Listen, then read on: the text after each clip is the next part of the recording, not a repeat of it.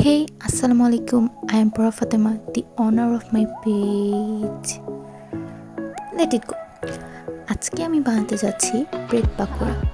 বিকাল বেলাটা হইলেই কিছু না কিছু খাইতে মন চায়। কি করা যায় তখন? প্যারা নাই, চিল। আমি আছি না, বানিয়ে ফেলুন ব্রেড পাকোড়া।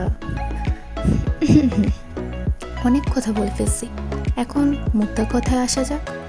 তো আমাদের ব্রেড পাকোড়া মেক করার জন্য ম্যান্ডেটরি জিনিসগুলো হলো আলু, বেসন অ্যান্ড ব্রেড। অবভিয়াসলি ব্রেডটা খুবই ইম্পর্ট্যান্ট, এটার নামই তো হলো ব্রেড পাকোড়া।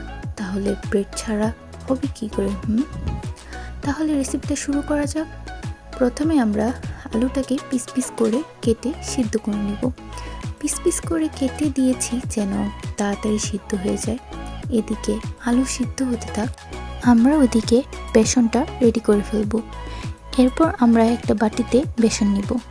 ও, বাসায় বেসন কীভাবে বানানো যায় তার রেসিপি লাগলে বলবেন কিন্তু। আচ্ছা, যাই হোক। এরপর আমরা একে একে মরিচের গুঁড়া, হলুদ গুঁড়া, ধনিয়া গুঁড়া, জিরা গুঁড়া, গরম মশলা গুঁড়া, লবণ, গোলমরিচের গুঁড়া, বেকিং সোডা, কালো জিরা এবং আমচুর পাউডার দিয়ে দিব। প্যারা নাই, আমচুর পাউডারটা বাসায় না থাকলে একদম প্যারা নাই, এটি একদম অপশনাল। আপনারা এটা চাইলে দিতেও পারেন, আবার স্কিপও করতে পারেন। এরপর এতে আদা রসুন বাটা দিয়ে রুম টেম্পারেচারে একটু একটু করে পানি দিয়ে ভালোভাবে গুলিয়ে নিন। পানি একসাথে ঢেলে দিবেন না কিন্তু, একটু একটু করে দিবেন। মাখিয়ে নেওয়া হয়ে গেলে এতে গরম তেল ঢেলে দিবেন। এরপর এটিকে আবার ভালো করে মাখিয়ে আধা ঘন্টার জন্য রেখে দেবেন। ততক্ষণে আমাদের আলুটা সিদ্ধ হয়ে গেলে এগুলো খোসা ছাড়িয়ে ভালোভাবে ম্যাশ করে নেবেন। ভালোভাবে করে নেবেন কিন্তু, আবার আলসামি করে কলে বলে কইরে রেখে দিয়েন না। ইস আল্লাহ, আপনাদের সব কিছুই দেখে বলে দিতে হয়। আচ্ছা, যাই হোক।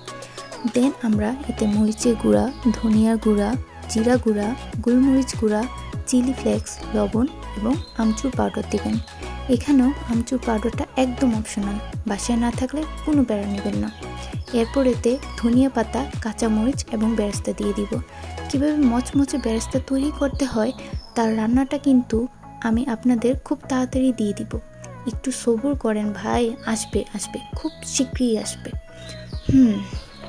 এরপর আলুটা ভালোভাবে মাখিয়ে একটি কড়াইয়ে তেল গরম করে এতে সরিষার বীজ দিয়ে হালকা ভেজে নিয়ে এতে মাখিয়ে রাখা আলুটি দিয়ে ভালোভাবে ভেজে নেবেন। এরপর আমরা একটা ব্রেড নিব।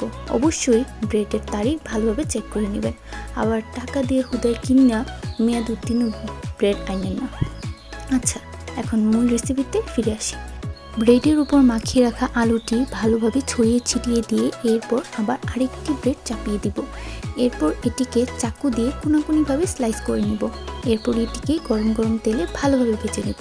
ব্যাস, আমাদের ব্রেড পাকোড়া রেডি। এটি একটি খেলেই পেট একদম ভরে যায়। গরম গরম পাকোড়া সসের সাথে নিয়ে খেয়ে ফেলুন। মন চাইলে গরম গরম চায়ের সাথেও খেয়ে নেবেন, কোনো প্যারা নাই, জাস্ট চিল।